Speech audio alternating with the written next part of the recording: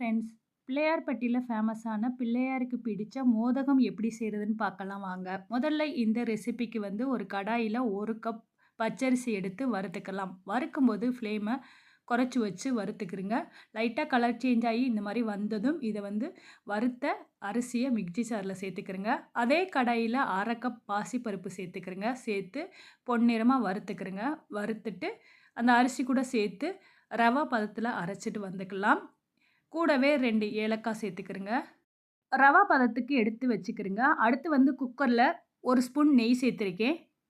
அடுத்து வறுத்த ரவையும் சேர்த்து மிக்ஸ் பண்ணிட்டு, இது கூட 3 கப் தண்ணி சேர்த்துக்கிறங்க. ரவை சூடாகிறதுனால சுடு தண்ணி சேர்த்துக்கிறங்க. 3 கப் எந்த கப்ல அரிசி எடுத்தோமோ, அதே கப்ல 3 கப் தண்ணி சேர்த்துக்கிறங்க. சேர்த்துட்டு க்ளோஸ் பண்ணி 1 விசில் வச்சு எடுத்துக்கிறங்க. அரிசி பருப்பும் வேகிறதுக்குள்ள இதுக்கு தேவையான வெல்லம் கரைச்சுக்கலாம். வெல்லம் வந்து 1 கப் ரைஸு, ஒரு 1/2 கப் பருப்பு எடுத்திருக்கோம். அதனால 1 1/2 கப் வெல்லம் சேர்த்துருக்கேன். அதே கப்ல 1/2 கப் தண்ணி சேர்த்து இந்த மாரி கரைஞ்சதும் ஃபில்டர் பண்ணி எடுத்து வச்சுக்கிறங்க. அதே கடாயில வேக வச்ச அந்த அரிசி பருப்பையும் சேர்த்துட்டு, வெள்ள தண்ணியும் சேர்த்து, தேங்காய் துருவல் 1/4 கப் சேர்த்து, நெய் சேர்த்துட்டு மிக்ஸ் பண்ணிக்கிறங்க. அடுப்ப சிம்ல வச்சு நல்லா மிக்ஸ் பண்ணி விடுங்க.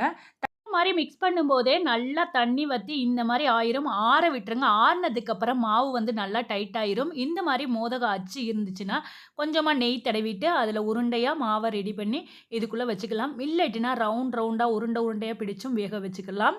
இந்த மாரி எல்லாத்தையும் ரெடி பண்ணி எடுத்து வச்சிருக்கேன். இத வந்து இட்லி பாத்திரத்தில தண்ணி ஊத்தி ஒரு 5 நிமிஷம் வேக வச்சுக்கிறங்க. மோதகம் வந்து ஒரு 5 நிமிஷம் வேக வச்சு எடுத்தா, சூப்பரான கமகமன்னு வாசனையான பிள்ளையாருக்கு பிடிச்ச மோதகம் ரெடி ஆயிடுச்சு. இதே போல இந்த விநாயகர் சதுர்த்திக்கு உங்க வீட்லயும் மோதகம் ட்ரை பண்ணிட்டு உங்களோட ஃபீட்பேக்க நித்திலம் சேனலுக்கு மறக்காம கமெண்ட் பண்ணுங்க. இந்த வீடியோ பிடிச்சிருந்தா லைக் குடுங்க. நித்திலம் சேனல் தொடர்ந்து சப்போர்ட் பண்ணுங்க. Thank you.